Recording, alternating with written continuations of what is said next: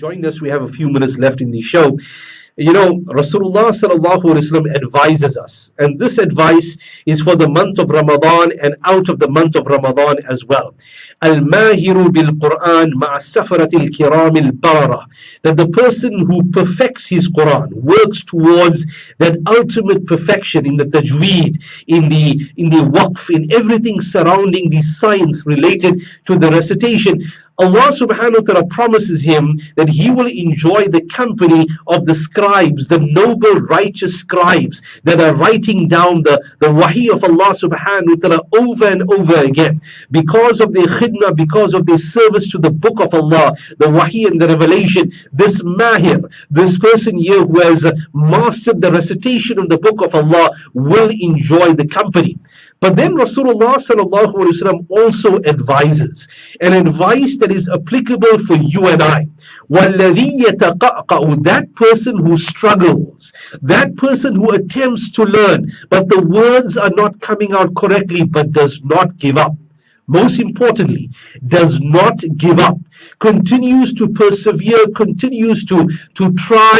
Allah subhanahu wa ta'ala promises him that he will receive ajrain, he will receive two rewards. One reward for the actual recitation when it finally comes out in that attempted way, for after all, Allah subhanahu wa ta'ala accepts all efforts, broken or otherwise. It is accepted in the court of Allah subhanahu wa ta'ala. And when that effort comes out, because of the additional sweat, perspiration and attempt that went inside that recitation, he will receive two rewards from Allah subhanahu wa ta'ala. So in this month of Ramadan, do not just merely reside yourself to listening to the Quran Kareem. That's good, that's excellent, there's reward in it, do not give it up. However, attempt to recite the book of Allah subhanahu wa ta'ala as well.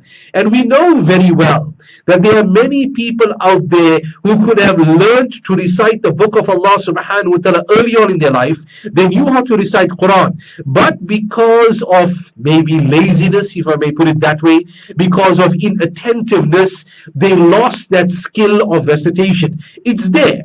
They recognize the huruf, they recognize the alphabets, they can distinguish an alif from a ba, they can do all those things, but they require a bit of a shine up, they require a bit of a polish on them.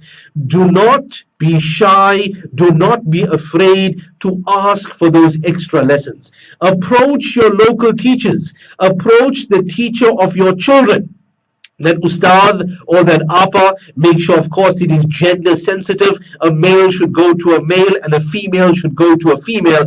Approach these people in our community, even if it means you enrolling in their class, even if it means you asking them that, you know what, madrasa finishes at 4:30.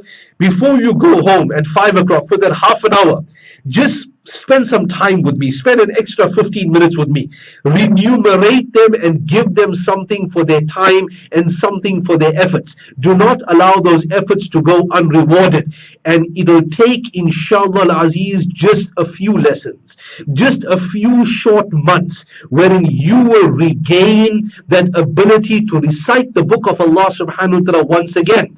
You will, inshallah, regain that skill and that ability that you might have lost later on.